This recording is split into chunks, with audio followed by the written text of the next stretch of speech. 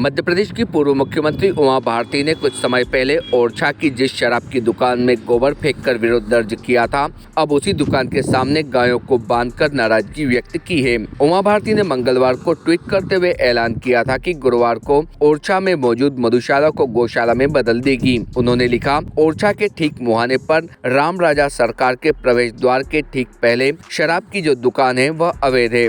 विधि विभाग की भूल से उन्हें कोर्ट से स्टे मिल गया है, इसलिए मैं परसों मधुशाला को गौशाला में बदल देना चाहती हूँ। यह एकमात्र उदाहरण होगा, बाकी मैं नई शराब नीति की प्रतीक्षा करूंगी। उमा भारती ने कहा कि जो यह शराब दुकान खुली है, इसमें सारे नियमों का उल्लंघन किया गया है। इस दुकान को 2.5 किलोमीटर दूर के लिए आवंटित किया गया था, लेकिन अधिक राजस्व मिले इसके लिए यहाँ पर जगह दे दी गई। सरकार ने मेरी बात को ध्यान देते हुए इसे नोटिस दिया था, लेकिन यह कोर्ट से स्टे ले आए। मैंने शिवराज सरकार को 5 परामर्श दिए हैं कि शिक्षण संस्थानों से शराब की दुकान दूर हो, धार्मिक स्थानों से, मजदूरों की बस्तियों से, अदालत और अस्पतालों से शराब की दुकान दूर रहनी चाहिए। इसमें कोई राजस्व की हानि नहीं है। यह अकेली दुकान नहीं है, पूरे मध्य प्रदेश में 18,000 दुकानें हैं जो मध्य प्रदेश के भविष्य को झोंक रही है। कईयों का जीवन बर्बाद हो रहा है। यह दुकानें मध्य प्रदेश को शराब में बहा देगी। शिवराज ने कहा कि इसमें परिवर्तन करेंगे और पुरानी गलतियां नहीं दोहराएंगे। स्वामी प्रसाद मौर्य के रामचरितमानस पर टिप्पणी को लेकर कहा कि यह पार्टी राम भक्तों पर गोली चलाने वाली पार्टी है, जिन्होंने राम भक्तों को जिंदा भून दिया गोलियों से। उनसे आप और क्या आशा रखते हैं। रात में ओरछा पहुंची उमा भारती ने शराब की दुकान के सामने अलाव जलाकर चौपाल लगाई और स्थानीय लोगों से बातचीत के दौरान कहा कि लोगों को बुरी लत का इस्तेमाल कर पैसे बनाना सरकार का धर्म नहीं है। आज जो ये समस्या हमारे सामने खड़ी है, इसके लिए कहीं न कहीं मैं भी दोषी हूँ, क्योंकि मैंने इस सरकार और स्थानीय विधायकों के लिए लोगों से वोट मांगे थे और आज हम इस परेशानी से जूझ रहे हैं। आबकारी और जिला अधिकारी को टारगेट दिया जाता है। नशा लोगों की आदत है व शराब लोगों की लत है और सरकार इसका उपयोग कर लेती है। लोगों की लत का उपयोग कर पैसे बनाना सरकार का धर्म नहीं है। सरकार का धर्म है कि लोगों की लत को खत्म करें। उन्होंने कहा कि इसमें मूल दोषी कौन है। उमा ने कहा कि इसमें मूल दोषी वो हैं जो राम का नाम लेते हैं। फिर कहा कि मैं हूँ मूल दोषी, मुझे फांसी पर लटकाओ।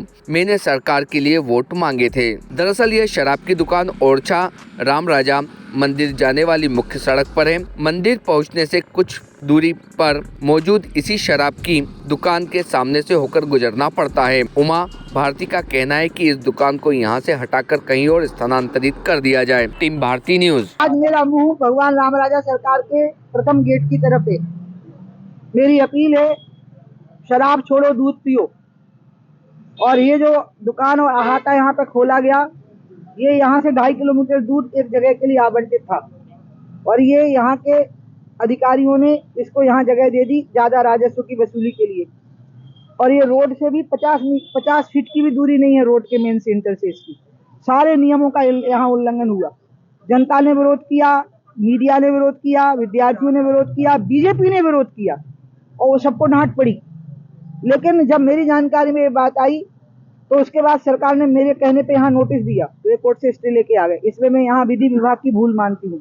उनको कहना चाहिए था कि लॉ एंड ऑर्डर बिगड़ जाएगा, क्योंकि उनको स्टे मिलने का अधिकार इसलिए प्राप्त हो गया क्योंकि नीति के अंतर्गत उनको ये दुकान आवंटित हो गई थी और फिर बातचीत में, नेगोशिएशन में ये जगह उनको आवंटित हो गई।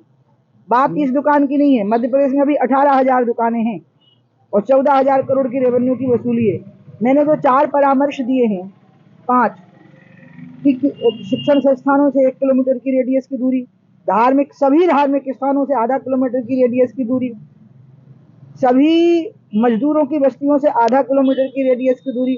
और अहाते तो बिल्कुल होने नहीं चाहिए, क्योंकि यातायात के नियमों का उल्लंघन है शराब पी के गाड़ी चलाना या सड़क के ऊपर चलना। और अदालतों और अस्पतालों से भी आधा किलोमीटर की रेडियस की दूरी। मैंने इसमें एक भी बात गलत नहीं कही और इसमें 14,000 करोड़ रेवेन्यू की हानि नहीं है, इसमें 1,000-1,500 करोड़ रेवेन्यू की हानि है। और इस वजह से कितने लोगों के जीवन बर्बाद हो रहे हैं, कितनी महिलाओं का सम्मान संकट में पड़ रहा है। इसलिए ये दुकान अकेली नहीं है, ये 18,000 हैं ऐसी पूरे मध्य प्रदेश में, जो पूरे प्रदेश के भविष्य को झोंक रही हैं और मध्य प्रदेश को शराब के नशे में बहा देंगी। और इसलिए मुझे शिवराज जी ने 2 अक्टूबर को कहा कि वो परिवर्तन करेंगे अब और पुरानी गलतियां नहीं दोहराएंगे।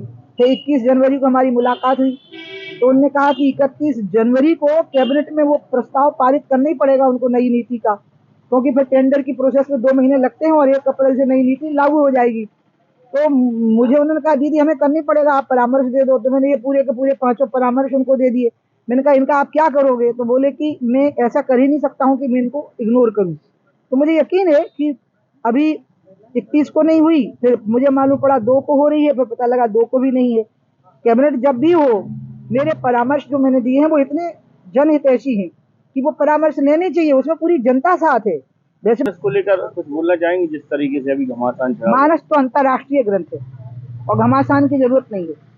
आलोचनाओं के हमें आदी होना चाहिए।